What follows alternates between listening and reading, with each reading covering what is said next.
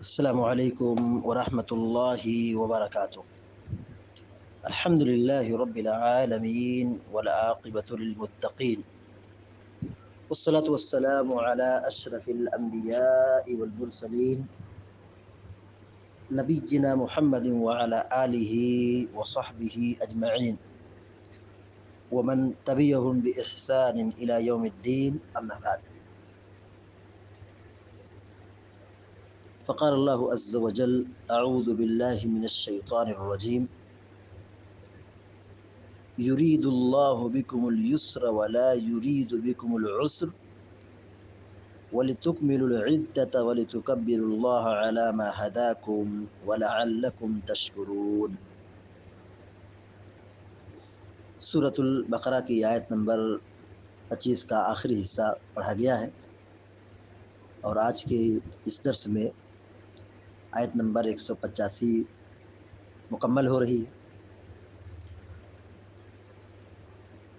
جو ٹکڑا بھی آپ کے سامنے پڑھا گیا اس کا ترجمہ یہ ہے: یرید اللہ بکم اليسر، اللہ تبارک و تعالیٰ تم سے آسانی چاہتا ہے، ولا یرید بکم العسر، اور تکلیف اور مشکل نہیں چاہتا ہے۔ اللہ تعالیٰ نے کہا کہ تم سے اللہ آسانی چاہتا ہے، تو جب آسانی کا ذکر ہو گیا تو مشکل کی نفی ہو گئی، لیکن اس کے باوجود تاکید کے طور پر یہ کہا ولا یرید بکم العسر، اللہ تعالیٰ تم سے سختی نہیں چاہتا ہے۔ اللہ نے روزہ فرض کیا ہے، جو روزے کے وقت حاضر ہو، مطلب اپنے گھر میں ہو، صحت مند ہو، بیماری سے محفوظ ہو، تو اسے روزہ رکھنا ہے۔ اللہ تعالیٰ روزے کی عبادت اور اس کی فرضیت کے ذکر کے بعد یہ بیان کر رہا ہے: یرید اللہ بکم اليسر، اللہ تم سے آسانی چاہتا ہے، ولا یرید بکم العسر، وہ تم سے سختی اور مشکل نہیں چاہتا ہے۔ روزے کی عبادت میں بڑی آسانیاں ہیں۔ روزہ فرض کیا گیا ہے اور یہ مشکل ترین عبادت ہے، لیکن اللہ تعالیٰ کہہ رہا ہے کہ آسانی چاہتا ہے۔ تو آسانی کیا ہے؟ آسانی یہ ہے کہ اگر کوئی آدمی بیمار ہے، مسافر ہے، تو اس کے لیے رخصت ہے، یہ آسانی ہے۔ اللہ تعالیٰ نے کہا روزہ رکھو، تو روزہ رکھنے سے پہلے کہا سحری کرو، یہ آسانی ہے۔ کھا لیں تاکہ روزہ مکمل کرنے میں تقویت ہو، آسانی ہو، سہولت ہو۔ اور افطار میں جلدی کرنے کا حکم دیا، یہ آسانی ہے۔ اللہ تعالیٰ تو ایسا بھی کر سکتا تھا کہ بغیر سحری کے روزہ رکھو اور افطار کے بعد بھی روزہ رکھو، مغرب کے بعد بھی روزہ رکھو، مگر اللہ رب العالمین نے ایسا نہیں کیا، تو یہ آسانی ہے۔ اللہ رب العالمین نے روزہ رکھنے کا حکم دیا ماہ رمضان میں، صرف ماہ رمضان۔ اللہ تعالیٰ چاہتا تو 2 مہینے کا بھی روزہ فرض کر سکتا تھا، 3 مہینے کا بھی روزہ فرض کر سکتا تھا، 6 مہینے کا روزہ فرض کر سکتا تھا، لیکن اللہ تعالیٰ نے ایسا نہیں کیا۔ 12 مہینے میں سے صرف 1 مہینہ روزہ رکھنے کا حکم دے گی، تو یہ آسانی ہے۔ اچھا، جو لوگ روزہ نہیں رکھ سکتے ہیں، جس سے مسلسل بیمار رہتے ہیں، یا ضعیف ہو چکے ہیں، بیمار ہیں، یا بالکل کمزور ہو چکے ہیں، یا حمل سے عورت ہے، دودھ پلا رہی ہے، تو اس کے لیے ایک روزے کی قضا کرنا مشکل ہے۔ روزہ رکھنا مشکل ہے، روزے کی قضا کرنا بھی مشکل ہے۔ تو ایسی صورت میں شریعت نے یہ کہا ہے کہ ایک مسکین کو کھانا کھلا دے۔ اب وہ روزہ نہیں رکھیں گی تو روزے کی قضا بھی نہیں کریں گی، بس اپنے ہر روزے کے بدلے ایک مسکین کو کھانا کھلا دے۔ کون لوگ؟ جو مسلسل بیمار رہتے ہیں، جن کی شفا یابی کی امید نہیں، یا بالکل بوڑھے ہو چکے ہیں، روزہ رکھنے کی طاقت نہیں، یا اس طرح حمل اور دودھ پلانے والی عورت جو ہے، اس کے لیے روزے کی قضا اب دشوار ہو رہی، کیونکہ حمل کے بعد پھر حمل، پھر مسلسل دودھ پلانا، پھر حمل، تب اس کو کئی سال کے روزے باقی رہ جائیں گے۔ تو اگر قضا کرنا اس کے لیے دشوار ہے تو اپنے ہر روزے کے بدلے ایک مسکین کو کھانا کھلا دے، فدیہ دے دے، یہ آسانی ہے۔ اللہ تبارک و تعالیٰ نے ماہ رمضان کو روزہ فرض کیا ہے، اس کا ایک موسم نہیں بنایا، یہ ہر موسم میں آتا ہے، کبھی ٹھنڈی میں آئے گا، کبھی بارش میں آئے گا، کبھی گرمی میں آئے گا، کبھی موسم بہار میں آئے گا۔ اللہ تعالیٰ چاہتا تو ایسا بھی کر سکتا تھا کہ گرمی ہی کے موسم میں روزہ رکھنا ہے، لیکن اللہ تعالیٰ نے ایسا نہیں کیا۔ یہ روزے کی عبادت میں آسانیاں ہیں، تو اللہ رب العالمین یہ حوصلہ دلا رہا ہے کہ یہ روزے کی عبادت تم پر فرض کی گئی ہے، لیکن اس کا مقصد قطعاً نہیں کہ تم کو پریشان کیا جائے، بھوکا پیاسا رہ کر کے تڑپایا جائے، تکلیف میں اور مشقت میں اور پریشانی میں سختی میں مبتلا کیا جائے، ایسا کچھ بھی نہیں ہے، بلکہ اللہ تعالیٰ اس کے ذریعے سے، روزے کی عبادت کے ذریعے سے بندوں کے درجات کو اور ان کے مقام کو اور ان کے مرتبے کو بڑھاتا ہے۔ اللہ تعالیٰ کہتا ہے وَلِتُكْمِلُوا الْعِدَّةَ، تاکہ تم گنتی کو پورا کرو، یعنی رمضان کے مہینے میں 30 دن کا روزہ رکھو، مہینہ چونکہ 30 دن کا ہوتا ہے، کبھی 29 دن کا ہوتا ہے، تو کہا گنتی کو پورا کرو۔ دیکھیے اللہ تعالیٰ روزے کی بات کتنے آسان طریقے سے پیش کیا، گنتی کے دن ہے، 1 سے لے کے 30 دن، مختصر مدت ہے، چند ایام ہے۔ اللہ تعالیٰ کہتا ہے تم گنتی کو پوری کرو۔ آسانی یہ ہے، کبھی مہینہ 30 کا ہوتا ہے، کبھی 29 کا ہوتا ہے، تو ایسا نہ ہو کہ 29 کا چاند نکل آئے تو یہ سمجھ لے کہ روزہ کم ہو گیا، رمضان کم ہو گیا، اعتکاف کم ہو گیا، تراویح کم ہو گئی، قیام کم ہو گیا۔ نہیں، ماہ رمضان چاہے 29 کا ہو، 30 کا ہو، یہ ثواب اور فضیلت میں برابر ہے۔ اللہ تبارک و تعالیٰ نے اس کے ثواب کو کم نہیں کیا ہے، تو گنتی کو پورا کرنے کا حکم دیا ہے۔ اب وہ گنتی سے مراد رمضان کا مہینہ ہے، وہ کبھی 29 کا ہوگا، کبھی 30 کا ہوگا۔ وَلِتُكَبِّرُوا اللَّهَ عَلَى مَا هَدَاكُمْ، اور گنتی پوری ہونے کے بعد یعنی رمضان ختم ہونے پر، تاکہ تو اور تم اللہ کی کبریائی بڑائی بیان کرو،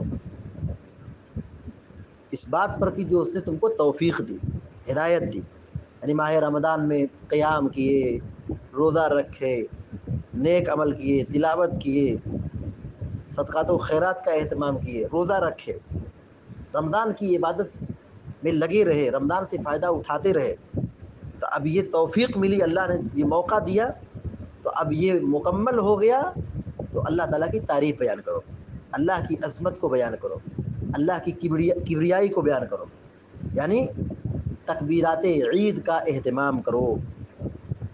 شیخ عبد الرحمن بن ناصر السعدی رحمہ اللہ اس آیت کی تفسیر میں لکھتے ہیں وَلِتُكَبِّرُوا اللَّهَ عَلَى مَا هَدَاكُمْ، اس ٹکڑے کی تفسیر میں لکھتے ہیں کہ رمضان کے اختتام پر تکبیر پڑھو، وَبِالتَّكْبِيرِ عِنْدَ انْقِضَائِهِ، وَيَدْخُلُ فِي ذَلِكَ التَّكْبِيرُ عِنْدَ رُؤْيَةِ هِلَالِ شَوَّالَ إِلَى فَرَاغِ خُطْبَةِ الْعِيدِ، کہ رمضان کے ختم ہونے پر شوال کا چاند جیسے نکلے، اللہ کی کبریائی بڑائی تکبیر کا اہتمام کرو۔ یہ کب تک چلے گا؟ کہا نماز اور خطبے تک، نماز اور خطبے تک، یعنی اللہ رب العالمین کی کبریائی بڑائی بیان کرتے رہنا ہے۔ کب تک؟ چاند نکلنے سے لے کر عیدگاہ آنے، عید کی نماز پڑھنے تک، نمازوں کے بعد، مغرب، عشاء اور فجر کی نمازوں کے بعد تکبیر کا اہتمام کریں، چلتے پھرتے، اٹھتے بیٹھتے، جب جیسے موقع ملے، گلی کوچے بازار مارکیٹ جہاں بھی موقع ملے، جہرن آدمی اللہ تعالیٰ کی تکبیر بیان کرے، اللہ اکبر، اللہ اکبر، اللہ اکبر، لا الہ الا اللہ، واللہ اکبر، اللہ اکبر وللہ الحمد، اور بھی بہت سارے اذکار ہیں تکبیرات عید کے، ان اذکار کی، ان تکبیرات کی ہم پابندی کریں، یہ اللہ تعالیٰ کا حکم ہے۔ تو مردوں کو حکم ہے کہ وہ بآواز بلند تکبیر کا اہتمام کریں، کس بات پر؟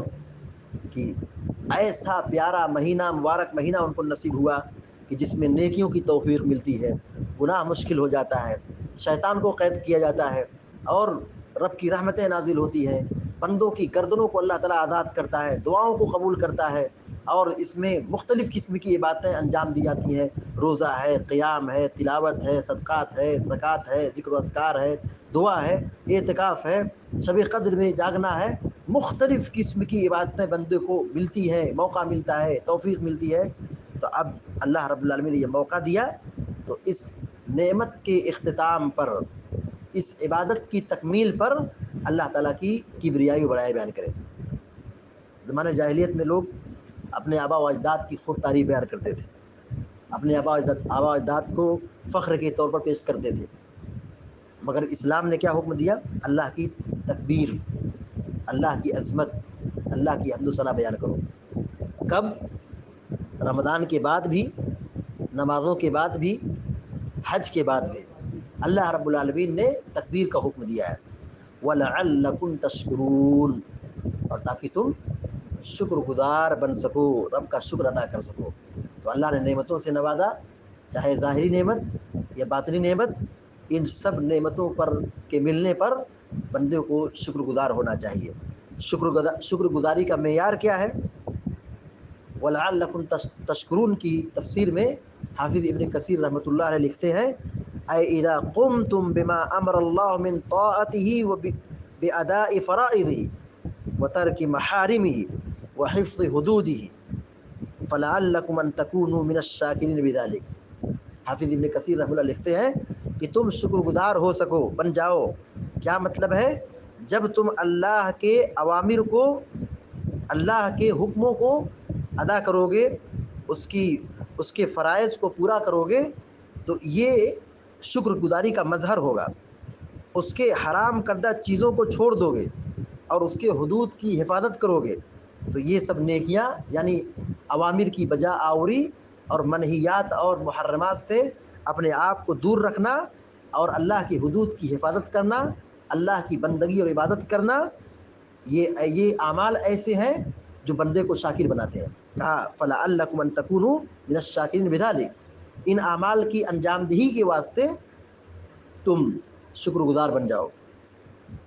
تو اللہ تبارک و تعالیٰ یہاں روزے کی اہمیت، روزے کی فرضیت اور روزے کی عبادت کی تکمیل کے بعد کچھ ذمہ داریاں دی ہے، وہ ہے اللہ تعالیٰ کی حمد و ثنا بیان کرنا، اس کی تکبیر اور کبریائی بڑائی بیان کرنا، تکبیرات عید کا اہتمام کرنا، اور اللہ تعالیٰ کا شکر گزار بندہ بن جانا۔ دعا ہے رب العالمین سے کہ اللہ تبارک و تعالیٰ ہم کو، آپ کو، سارے مسلمانوں کو ماہ رمضان سے بھرپور فائدہ اٹھانے کی توفیق عطا فرمائے، آمین یا رب العالمین۔ وصلی اللہ علی نبینا محمد وسلم تسلیما کثیرا۔ السلام علیکم و رحمۃ اللہ وبرکاتہ۔